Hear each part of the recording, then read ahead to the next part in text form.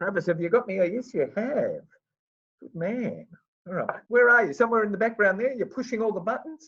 Hello, everyone. Welcome to Sweet and Sour. I'm yelling. It's because I'm cold. Who have we got on the show for you tonight? Ah, it's our beauty. Just waiting in the green room at their homes. Bobby KUCERA is on tonight. Good guy. Everybody loves Bobby. Everybody loved him in politics. It didn't matter what side of the fence you were on.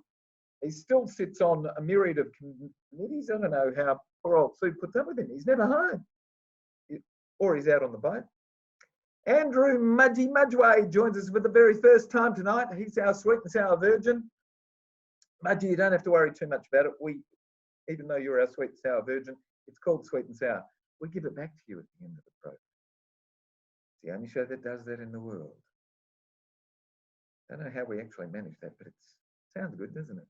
And two super women. Yep, we got Candice Barnes, mum to Cleo, and the last time she came on the show, she was 1 week away from having Cleo, and now 5 months later, Cleo might even join us in the background somewhere. She might even need a feed. I don't know. And Lydia Tinelli. I love Lydia. Are we allowed to say that? Are we allowed to advertise the little Instagram hits? Well, no, I, Lydia, love. Lydia will bring me up.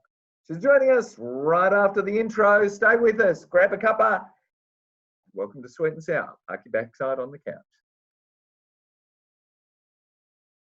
Got a problem, big or small, would a miracle be nice?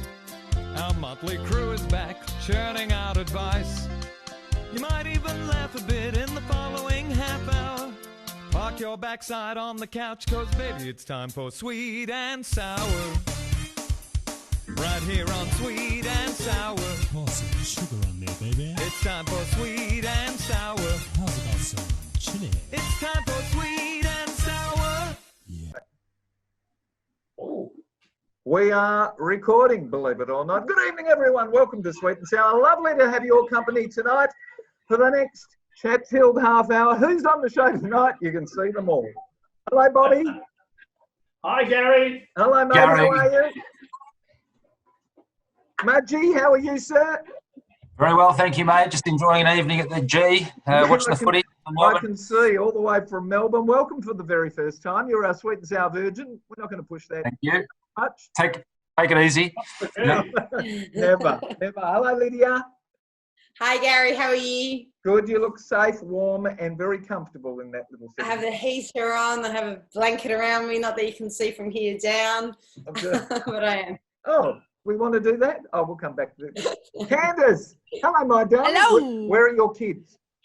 They're in the other room, probably having a bath with they're the in husband. other room I'm not for leaving about them in the next bath 2 on them. minutes. No, here we go. Here's one. Come on Here's in. one they just heard. Here we go. Who's this? This is Griff. This is Griff. Hello, Griff. Hey, Griff. Say hello to Griff, everybody. Hey, Griff. Griff, stay there as we answer this question for us. I don't know. He smells a bit. This is not smell-o-vision. Does anybody remember Scratch and Smell? Did anybody have a T-shirt with Scratch and Smell and you used to get I had free stickers. You had stickers. I had the T-shirts. I was walking around smelling everywhere. All right, here we go. First letter of the evening. Griff, you have to listen to this very carefully. Right? Panelists, in my face it's called. Isn't first for the person who you... No, that's not the first letter, is it? Bobby, that's your letter coming up in the second one. Hang on, here we go. Travis, you've got to organise me a little bit better. This one's called Chinese Whispers. Oh. Yes, we'll probably get into trouble for this one. Hey, Sweet and Sour, I'm a bit over people being paranoid about doing business with the Chinese. Sure, they're not ethical. They're authoritarian control freaks and all of that, but I doubt that they are any less trustworthy than the Americans or the British, and we don't have any issue doing business with either of them. If we want to live in the manner to which we've all become accustomed, we need the income from the exports. Our Prime Minister should keep his mouth shut instead of aggravating the Chinese officials and calling for an investigation into how the coronavirus was initiated. And then the Mick Malthouses of the world start climbing on board too. Now they've started cancelling our barley and meat exports. What is wrong with us? Do we think doing the Americans' bidding in their war of words and trade with the Chinese and calling for an investigation into how the Chinese lost control of the virus would help us?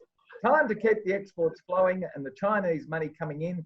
Does your panel agree? Don of Subiaco writes, Candice, I'm coming to you first. Mum. I've got many titles at the moment, indeed. I don't understand why necessarily the Chinese, like what is the big thing about some people thinking that the Chinese don't want an investigation into this? I would imagine that they would. They love their kids. They want to know how all of this got out of hand. I mean, deep down, they're human beings. We're all the same people. Investigation now. Well, there you go. So, one of my favourite sayings is you catch more flies with honey than you do with vinegar. And I found that a lot of the conversation, especially at the political level, directed at Chinese folks has been really aggravating and has been really provoking. I don't understand why we can't come at it with more of a collaborative sort of effort and say, look, let's try and stop this from ever happening again. When it comes to exports and all that, look, there's a big call at the moment for people to buy Australian. I don't think from a huge economic point of view that we should be boycotting Chinese products. I've got no issue buying Chinese products or any other country's products. But I think one of the big takeaways from the COVID experience, for me anyway, has been a focus to, where possible and where budget allows, to buy local, not because of any xenophobia, but because it's the quickest way to support our own economy and support our own growers, especially those who are used to selling to the export markets and used to selling to the restaurant industry that can't right now because there isn't one. So I've been really enjoying buying fresh produce in ways that I haven't before. Normally I'm just like, pick up a couple of bananas at Coles, but I've been buying local garlic and local beetroot and stuff in big fruit and veg boxes. It's been incredible. It's dinner time. Stop with all those. Husband's cooking tonight. I'm off the hook. Bobby, right around the world, we're seeing various nations start looking at their economy and realising they need to build in more resilience. What's your view with regards to Australia initiating the same sort of thing, but being vocal about it? Look, I think we're a bit like the mouse that roared, Gary. Quite frankly, we didn't need to enter into the debate. That's why you've got a United Nations. That's why you've got a World Health Organization to deal with those issues. I don't have a problem with us voting along with the rest of them, but to lead the debate is really biting the hand that feeds you. I mean, we're really a small player on the international scene when you think about it. And as Winston Churchill once said, China's a sleeping lion. Let her sleep, because when she wakes, the whole world will hear her roar. So I don't think there's any point in buying into it. The interesting part about this too is I've got a sister-in-law who's Chinese, and she's constantly talking to her family in China, in just north of Beijing. Most of them have not got a clue what's going on in their own country, let alone what's going on in the world. So really, I actually do agree with the sentiment of the letter.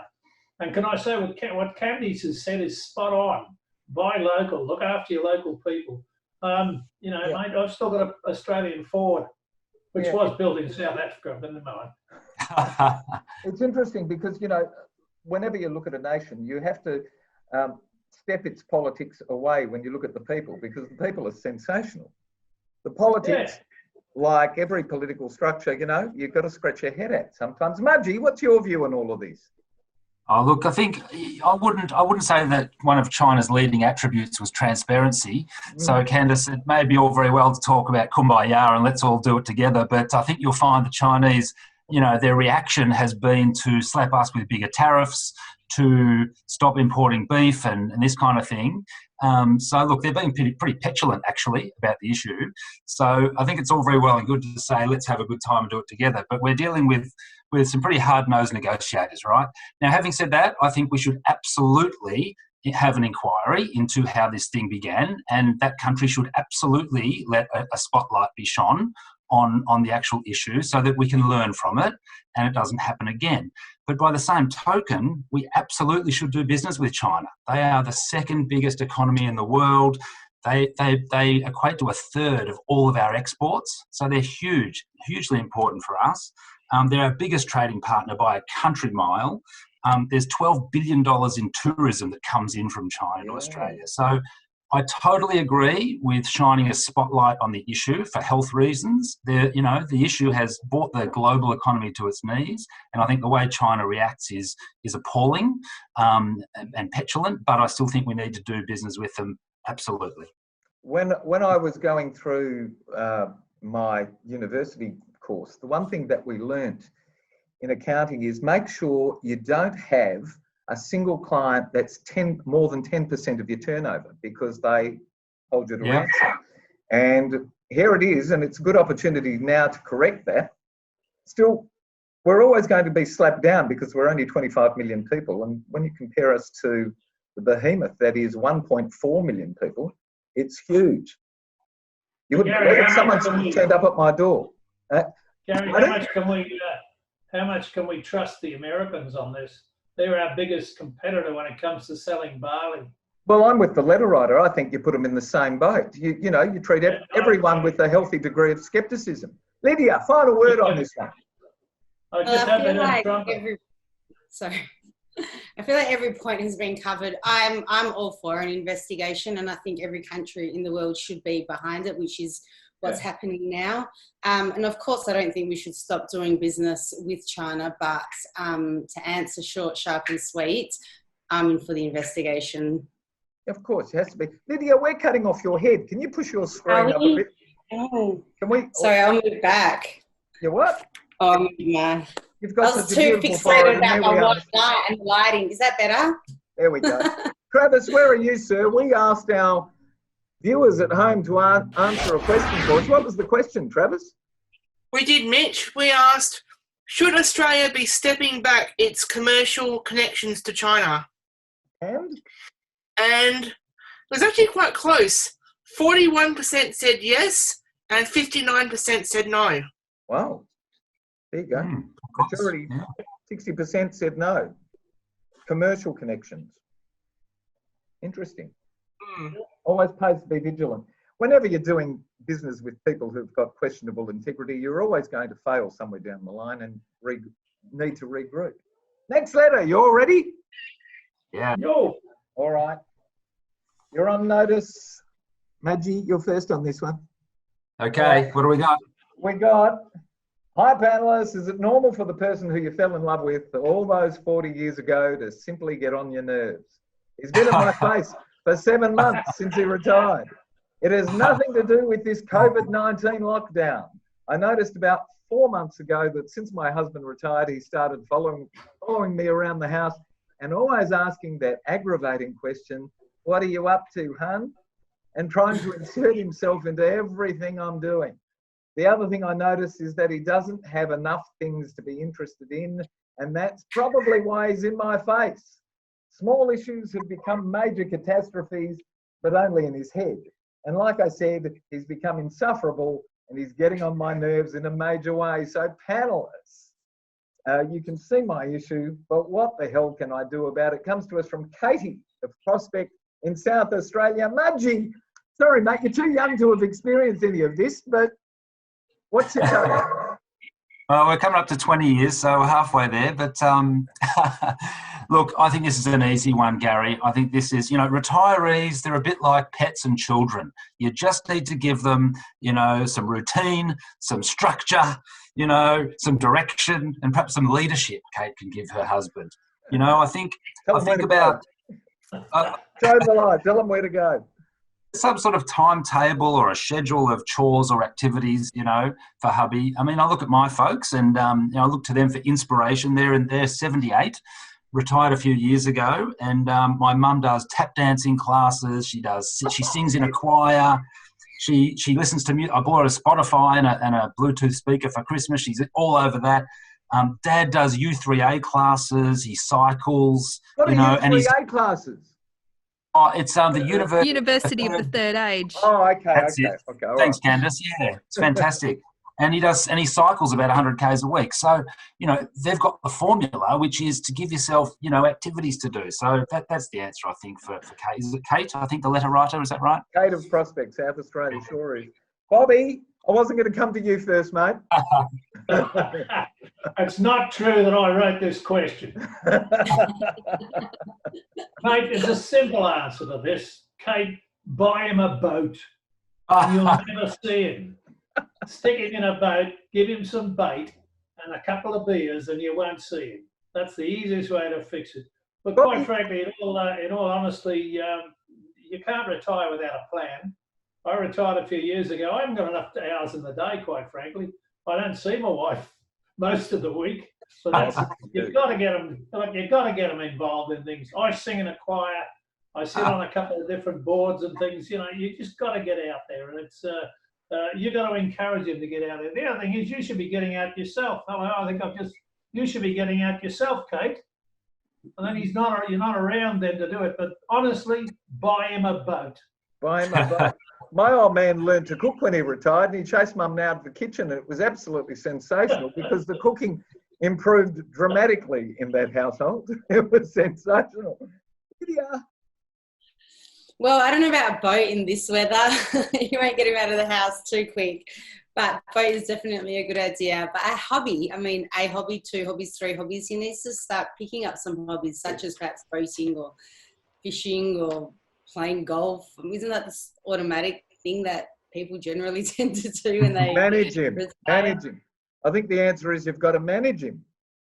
Give him some direction. He's an older gentleman. Can't he manage himself? Well, he hasn't learned to in 40 years, so just manage him. You don't want it to fall apart. You've got to manage him. Out you go, dear. Like my mum used to say to us when we were kids, go outside and play. Yeah. And don't come back to dinner time. Don't come back. Candice, last word. I'm going to get my armchair psychologist kind of thing on. I have no training in this area whatsoever, but one common thing that I think we all experience when we go through big life events, whether it be, coming of age, becoming a parent, getting married, or ending a relationship, or retiring, or being made redundant, is that we lose a sense of purpose. And I think that reconnecting with a sense of purpose for your husband, Katie, is the key. And I think it sounds like he's almost reaching out for a bit of intimacy as well. He's trying to connect with you. So why not maybe start with a little weekend away, or explore a new area, explore a new restaurant or a new cuisine that you haven't tried before. Try something new together, and that might spark a fire in him to experience some new things perhaps on his own. So rather than push him away, bring him in. Candice, you'll never get him out of the house. What books are you reading, Candice? At the moment? I'm reading Spot Likes to Walk and 100 First Words. Mostly very basic children's books. Is that to Griffin or is that to Cleo? It's to both of the kids and my husband. I'm kidding. Bobby, what books are you reading? Lydia, mine sound about the same. Oh, you're doing the same thing. Hang on, your kids are a little older though, aren't they? Your kids are. They are. The eldest is pretty much reading on her own now. We actually had, I have to say, it's really cool, a drive-by birthday party on the weekend to go with the COVID time. So people were driving up to our driveway, and we had balloons and some decorations set up, and they were giving presents, and we were giving lolly bags. It was a really cool time. Wow, what an innovation. We could do a drive-by sweet and sour. You go, yeah, good evening and welcome to the... Anyway. You kind of stop and go for a little bit longer. It was good. It was an hour in and out. Parents came, had a little chat, left, next ones came. So that daughter turned 8. So no, I'm not actually reading to her at the moment, but I am still reading with my other daughter. Mudgy, are you reading or are you watching some of those very clever series on SBS? You kept me up last night. I told you already. I was watching that fantastic show that started. Didn't even know it was on, heard nothing about it. Tin Star, which was on just after Filthy Rich and Homeless, which was another superb show. And it just left me sitting there thinking, wow, I gave someone $10 today. It's the most I've ever given someone on the street, and simply because I watched that. What are you watching or reading? Well, I watch a lot of SBS On Demand, of course, but at the moment I'm reading this one. I'm just starting it, which is a Peter Brock biography. Uh-huh. Yes. Being a petrol head at heart. So my brother lent me this recently, so I'm going to get cracking on that this evening. Oh, magic. Bobby, what are you reading? I've just finished reading Ray Parkin's book on the Endeavour, Captain Cook's visit to the East Coast. And It's an amazing book. It really is. The guy has done so much research on it, and it gives you a very different perspective on what Captain Cook was actually about. He was a brilliant navigator, that guy. He was just, he set the future. Best of his time. Sorry, yeah, well ahead of his time, and yet wasn't really recognised for it. And also a lot of the stuff about his attitude towards Aboriginal people is quite wrong when you read Parkin's book and you realise he's a product. Hey, it's a great book. I recommend it if anybody likes sailing. And if anybody likes politics, grab Malcolm Turnbull's book, The Bigger Picture. It's sensational. I can't put it down. Except to watch SBS On Demand, of course. Here we go. Final letter of the night. Hi, Sweet and Sour. So my ex is a healthcare worker, a nurse to be precise. Yes, one of the people we've been clapping and encouraging through the COVID-19 blitz, but she completely turned my world upside down 14 months ago and wants to do it again now. See, she left me after 6 years of being together, with 3 of those years being married, for one of those good-looking, fit, smart doctors that she worked closely with over a short period of time. I told her then that she was being a fool because these Romeos are notorious for chasing new conquests and then moving on when the excitement is gone. So it only took 14 months and she's begging me to take her back. I hate her, and yet I'm not over her either. Is it a thing that people leave their loved ones for others and then come back? I have no idea, so I'm turning to you panellists for some advice because I'm all over the place. Some help, please. Dylan of Nunawading in Victoria. We're coming straight to you, Lydia. Well, the opening of the letter was talking about how she's a nurse and how wonderful she is during these COVID times. So he obviously still holds some high regard for her, and he also expressed his feelings for her. It's a really tough one. I think this is personal. Firstly, we don't really know what happened behind closed doors. If you were to ask me if I had to say... That's a pretty good idea. Behind whose closed doors? Behind their closed doors? Obviously not a lot. But behind hers and the doctors, maybe a little bit more. Me personally, I'm live or die, yes or no, black or white when it comes to these things. If someone was to ever cheat on me, it would be over, and I wouldn't be able to forgive them. They have been in a relationship. Well, they were in a relationship for 6 years, so they've invested a bit of time. I think it's a really personal thing. If you think that she made a genuine mistake and she won't do it again, and if she's sincerely sorry, I mean, you know, she may have been going through some things in her life. I don't know how old she is. She may have been going through some serious hormonal changes. There's so many factors to take into account. What I would probably say, to summarise, if it feels good, do it, and do not care what anyone thinks. Lydia, he was a hunky doctor. He was on a better thing. Yeah, there's hunky You're being too nice about her. You look, you get your time, you go home for dinner. It's a tough one. Right. Come on, Candice. Don't be too nice. Oh, no, I'm not at all. I don't think he should go back to her at all. As of today, I've done 250 weddings, and I can think of 2 couples that, in 4 years that is, and I can think of 2 couples who had separated and got back together and were marrying again, neither of which had cheating involved, and both of which had done quite a lot of personal self-exploration in the time that they were apart to build their own self-confidence, to find who they are as individuals and love themselves before they could really truly love someone else. And I really think that's the key here. Cut them down and get them to write us a letter to Sweet and Sour. It sounds like a whole episode.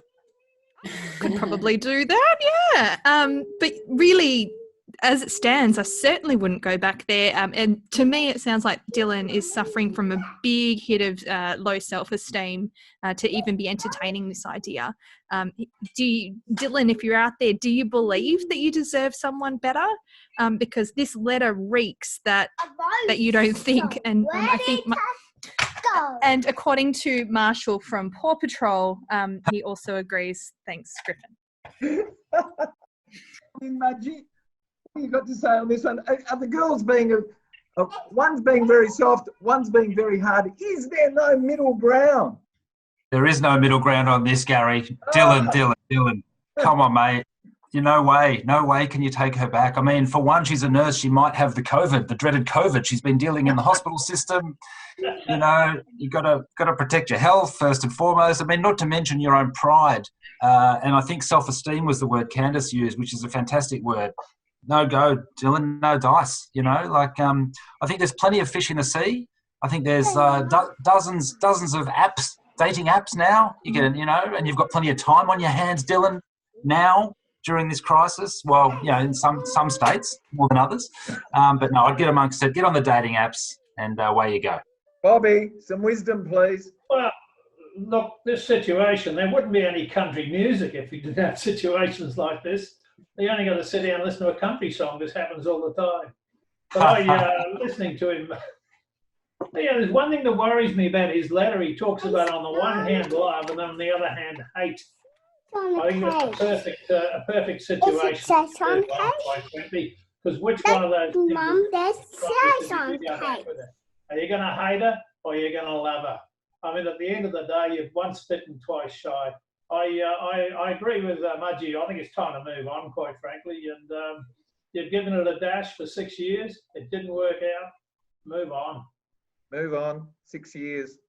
You've had a holiday for 2 years. That worries me, Gary, because I've seen so many situations, as an old copper, where you go back together and then all of a sudden there's recrimination and it turns to domestic violence, all this sort of stuff. I think it's time to move on. Time to move on. So, Lydia, have you changed your mind? No, I didn't say for him to go back. I just said for him to maybe hear her out. Funny how they run in the opposite direction after hearing I wouldn't. No, I wouldn't. I was saying I wouldn't if he feels like he's got feelings. But yeah, I like what Candice said about self-esteem. There's definitely that was evidence. Sometimes people make mistakes. Yeah. Again, though, I'm not for it. But maybe you should just hear her out, but I wouldn't. Travis, where are you, sir? We asked our viewing public what question? We asked, should you take back a lover who dumped you for another simply because it didn't work out for them? And surprise, surprise, it's a landslide. 10% yes, 90% no. Whoa, harsh. Pretty much reflective of what our panelists had to say tonight. Goodness me. So, Dylan of Nuttawading. Actually, talking about country, Gary, talking about country music, there's a fantastic show on SBS, and it's simply called Country Music. It's a history of it. I've watched some of it. It is fantastic. Have a look at it. One of the best documentaries I've watched on television. Saturday nights. Sensational. Sorry? Saturday night. Yeah, sensational. Yeah. So we need to get off Netflix and get on SBS. There you go. That's correct, Lydia. I've always been on SBS. It's sensational. It's It's apart from the ABC, it is the best broadcaster that's out there for it. It's magnificent. And free. It's what's different. Free. It's free. Got to wait for the kids to go to bed. Too many boobies. Yeah, there's a bit of that. There is a little bit of that, Candice. We've got to go, folks. Mudgway, thank you for joining us for the first time. No worries. Thank you. Yeah, it's been brilliant. Loved it. Great fun. Really good. Love to do it again sometime. Were you freezing your ass off at the MCG today? I am, yeah. I'll put my jacket back on the tick. Yeah, it's a bit cold. Mate. Bobby, great to see you again, sir. Together. Awesome. Bobby wearing his Bobby.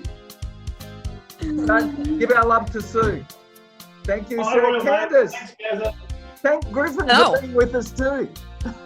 You say, hello, everybody. Bye-bye. Bye, Griff. Bye-bye.